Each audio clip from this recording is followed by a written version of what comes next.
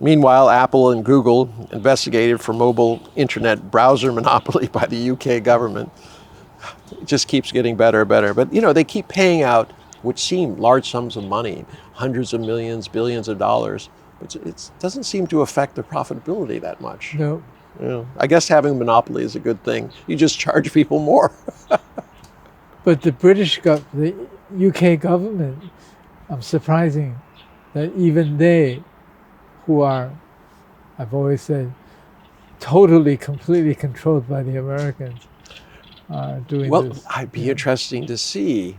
I mean, Biden has said things about monopolies, but you haven't seen any action. Maybe they have decided to use the UK as a stalking animal. Because if the UK provides the goods, right, the proof, then the US can say, oh, yes, we agree. Give us some money too. Or instead of UK doing it, it's a lot better for the US than France doing it. Yes. Which would be much more independent and aggressive. But I mean, following, there will be. If the UK is successful, you'll see individual countries and possibly the EU acting against them, That's the right. US, Canada, perhaps even Mexico. Yeah. So that'll be interesting to see. Noticeably, China has not jumped on that bandwagon. Of course, Google isn't here. No. But we'll see. Japan's Prime Minister Fumio Kishida removes his third cabinet member in 1 month. His polls are through the bottom of the floor, and he seems to be having problems. What do you think is going to happen?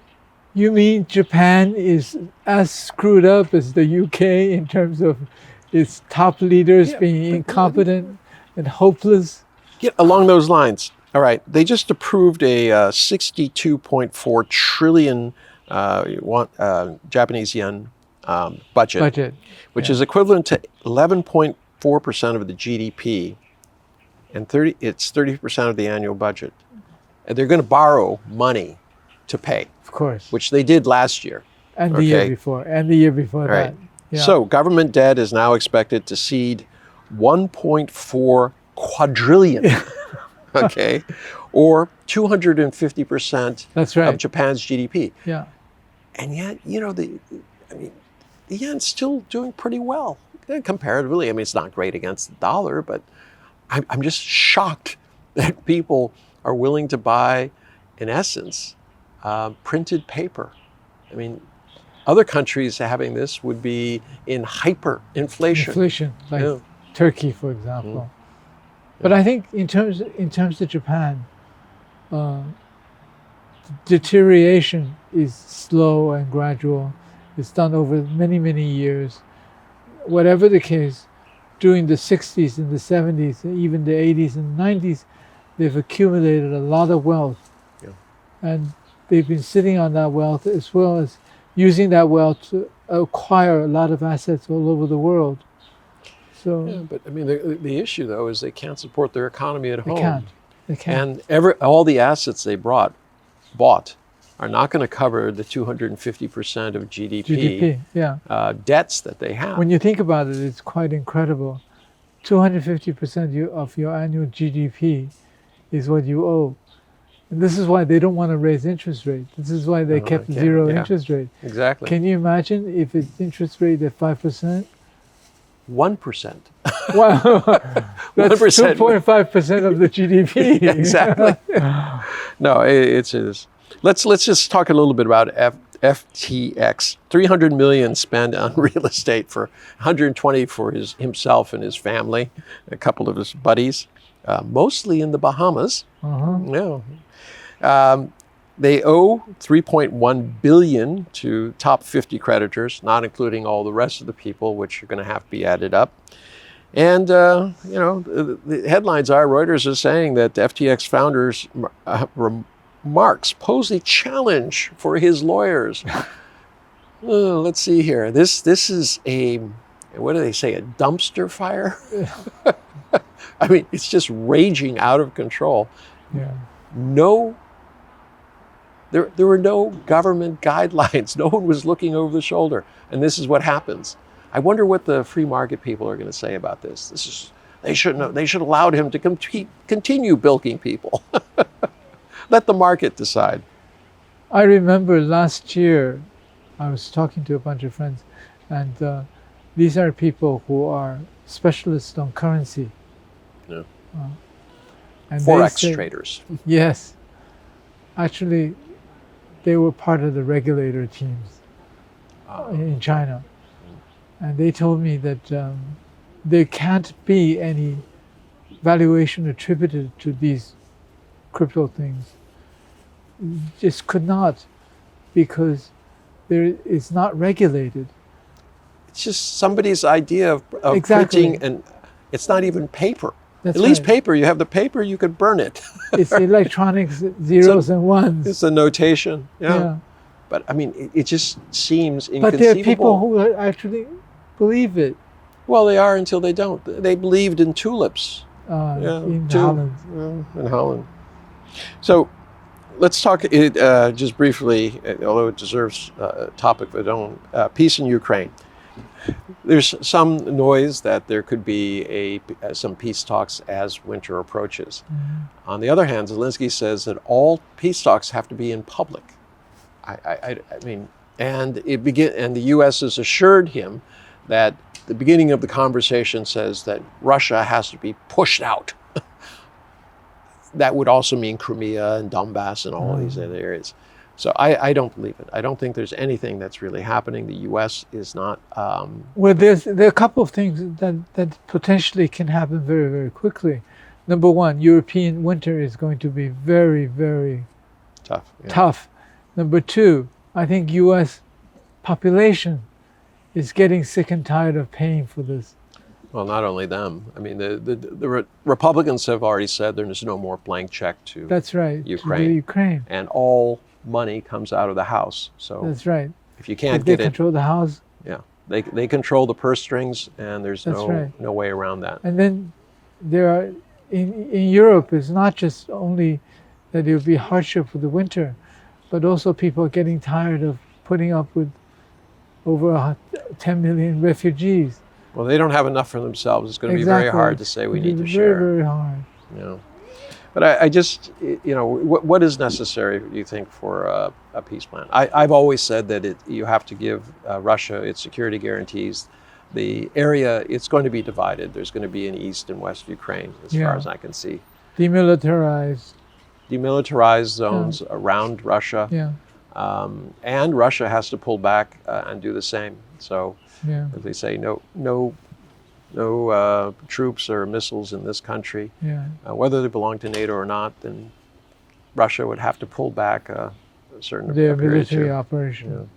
But I don't see that beginning. That conversation hasn't been had. All you hear is the bleating of Biden administration officials saying that China should force Russia. I mean, this idea of forcing other countries may be popular in the U.S. It just doesn't really work for other people. No. Yeah, I don't understand it. All right, and the Russians themselves have said, no, there's nothing in the works. So it's not good. Nord Stream sabotage. Sweden said, yep, it was sabotaged. It was a big question in my mind. Did it just blow up itself? That's right. So they found simultaneously several pipelines blow up. Well, that happens. It could happen. Yeah. Statistically small, but if it happens, right? Yeah, 17 million to 1. Yes. 17 trillion quadrillion to 1. So they found a lot of stuff, but now, I mean, the Swedish inquiry, now that they're a member of NATO, do you think it will be fair? I do. I think the Swedes, if they discover that the Brits, all right, or the Americans or whatever blew it up, I think there will be some consequences. And I wonder what that would be, how the Swedish people would feel about that. And how the Germans will feel about it. Well, I think we know how the Germans will feel about it, yes. I don't think that's really a question, especially when people are paying high amounts for basic heat going without in some cases, seeing their jobs lost because industries had to wholesale move overseas because they're not competitive at home. That's right. I don't think that is. COP27, talking about energy, supposedly delivered a landmark loss on damage. So they basically say, okay, bad things are going to happen, and we'll give you some money. What does that mean to somebody in the south, in Oceania, where the islands are going to be covered? Disappear. Yeah. What you give them 20? What do they say? 40 acres and a mule? And say, where are they going to live? Actually, in terms of climate change, there are three things. One is the immediate impact on some poor regions, like the island countries and so on and so forth. Second, even more important, is how do you do new and renewable sources of energy and do a clean development plan, sustainable development, which is substantially more expensive than using simple fossil fuel, burning coal, for example. Now, who's going to pay for that? Yeah, that's the big one. That's the big one that developed countries refuse to commit anything to. Well, and that's what COP26 is all about. That's right. It's just no one's willing to pay the tab, especially at a time when economic situations are very tough. It's very tough. And there's no unity on this. And then there's a third thing. There's a third thing. No matter how you might want to discard history, what happened in the last 200 years of Europe and U.S. industrialization? Yeah, but we talked about it last time. There's this open contempt. Boris Johnson, although he's not prime minister, though you never know, has said, oh, no, we're not going to pay. Yeah, we did it. So what? We're not going to pay. That's right. All right, that's it. I mean, this kind of truculent arrogance seems to be a hallmark of him. But, I mean, the idea that he would say it publicly, and a lot of people in Great Britain like that. They say, oh, yeah, it's like that. Yeah, finally put it out there. I'm not paying a dime for that stuff. We took their their art, we took their money, we took their people. We're not giving it back. Although a lot of the art is being returned now. Portugal, the former president's daughter wanted by Interpol. I'm not certain what that's about, but obviously strikes a nerve somewhere. They've issued an arrest warrant for Angola's Isabel de Santos Luisa, reports Reuters. I haven't heard much about it, but I'm certain it's going to be a fairly big issue. APEC. Vice President Harris announced 20 million new clean energy funding for the Mekong region. I think this is going to be a turning point in ASEAN APEC relations. China and Vietnam agreed to change their rail gauge. That's right. Versus 20 million for unspecified. Now, the Mekong region includes several countries. Yeah. With the collective... Cambodia, Laos, Vietnam. I think the collective GDP of that area is probably close to $1 trillion. Really? Yes. Wow. Because ASEAN as a whole, the GDP is about 3 trillion. That's 1/3. So it's 1/3. But I don't think 20 million is going to do it. Are we beggars? We're going to... Yeah, but it's unspecified. Generally, these things will be basically the U.S. will hire U.S. consultants to go in and do a study. You were at the United Nations. You know how it goes. The bureaucracy gets fat, and the problem remains. No, I'm just surprised that the Americans actually had the gall to treat them like beggars. Yeah.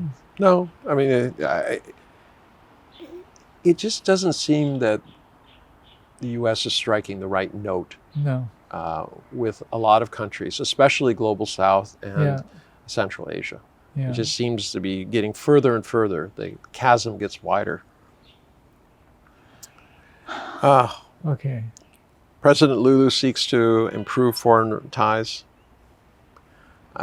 That was coming. We kind of figured that. Bolsonaro's party, not Bolsonaro, is going to challenge the elections. They don't. Their idea is that there were some machines that they questioned. They don't have any proof, but they question the machines.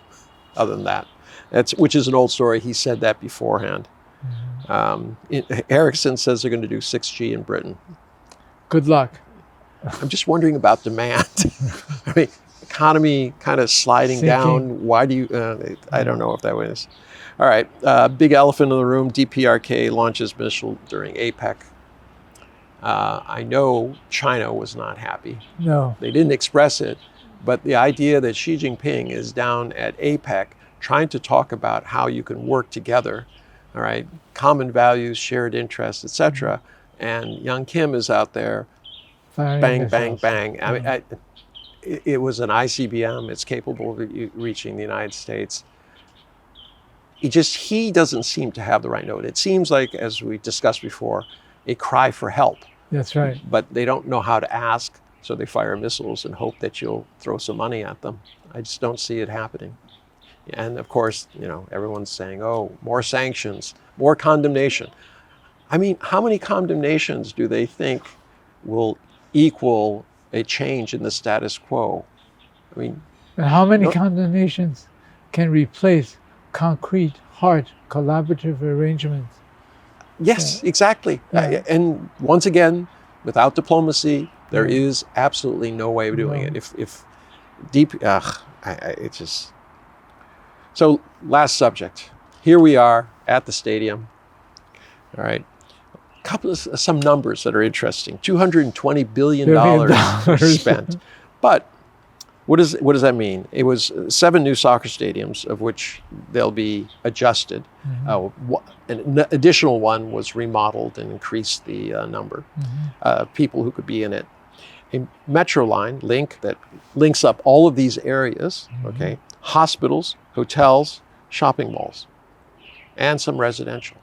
So it sounds like a massive number, but when you start looking at, the value of real estate after the games, and I think above and beyond that, I mean, I'm the first person to say that the Olympics and even FIFA is going to get between $7 and $8 billion cash to them.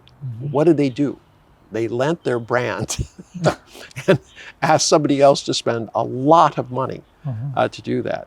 And sports has become, but for first one in the Middle East, first time the World Cup has been in the Middle East. Then we had Saudi Arabia winning. Oh my gosh, shock. Argentina. Oh, but I mean, to me, it's a symbol of that they can take nothing for granted anymore. No. Argentina, favorite to win the whole thing, losing to a country that's in the low, upper 40s in terms of world ranking. But it just goes to show that you cannot discount the global South anymore. You can't just say, well, soccer belongs to Europe and South America and all the rest. They're just there as windows trapping, so that when we can say that we won the World Cup. That's right. No longer. And interesting, $6.5 billion for the stadiums. There were 8.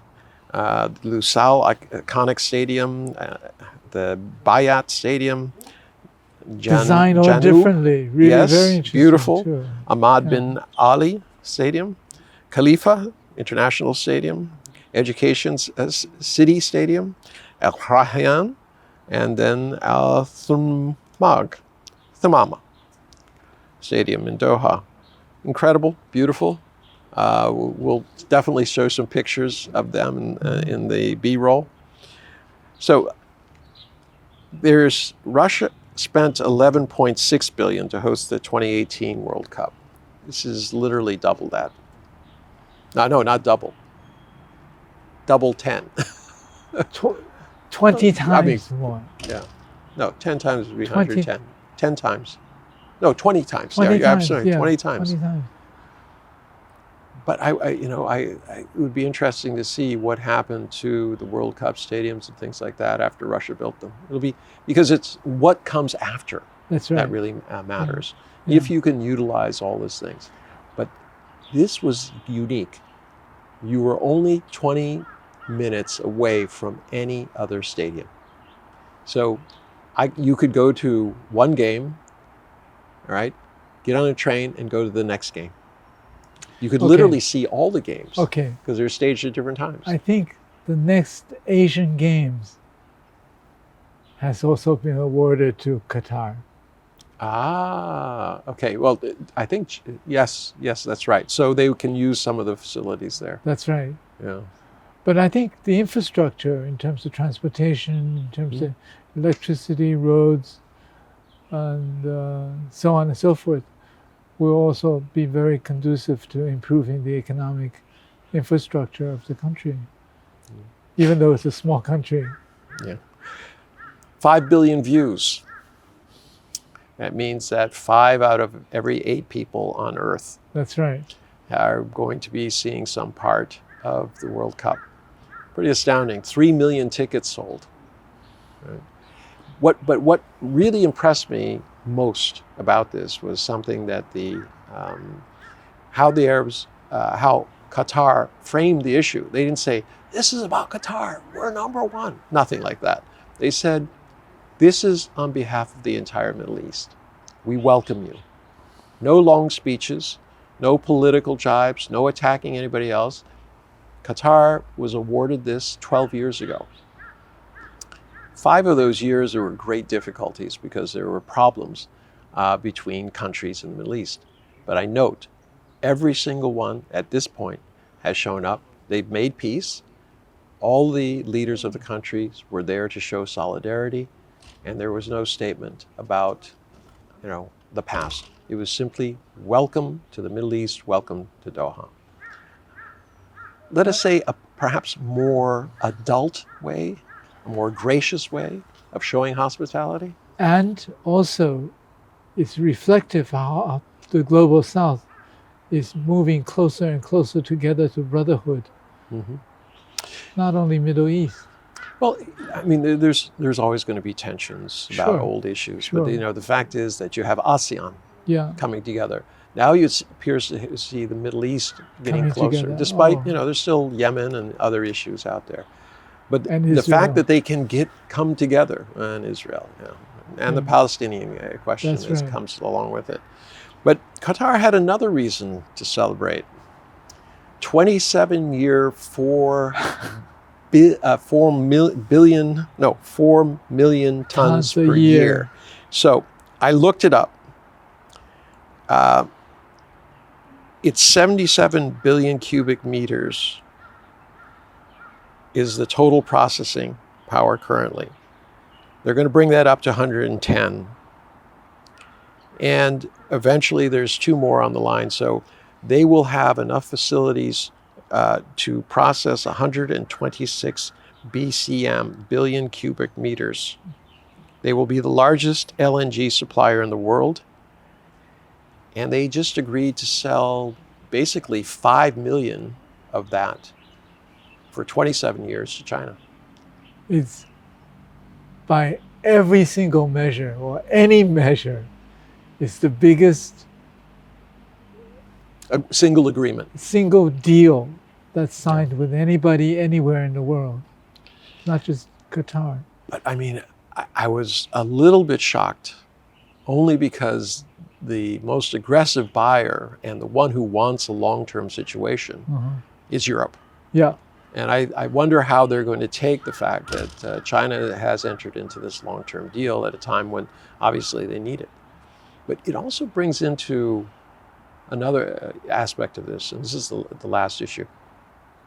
LNG is 2 times more expensive than piped gas, depending how, on small things, but always more expensive. Yeah. So that means that countries that have piped gas are going to be more competitive. Absolutely. So this will affect China. It will affect Europe, all right? It won't affect Central Asia because they have lots of gas. Obviously, some parts of like Norway won't, and the United States. So in theory, the United States will have an advantage if they're able to exploit their natural gas, create the pipelines and infrastructure, which doesn't always follow in the United States. That could be a positive sign for the U.S. There is another aspect to this in China's case. because they already built a number of pipelines. They're already beginning to From bring Russia. from Russia and the Stans. But it's interesting. They're balancing. Yeah, China is balancing its sources. that's A right. 27-year deal is not an insignificant period of time. At the same time that you're building, these The massive chairman of pipelines. Sinochem is very, very happy. Oh, I'm sure he is. Yeah. All right, that brings us to the thing. Any final issue? It's cold. It is cold, but It's it's getting cold in really Beijing. warm in Doha right now. I wish we were there, being part of it. As you can see behind us, it looks like we're there, and in spirit we are. Yes, we are. Wonderful. 加油! 加油，加油。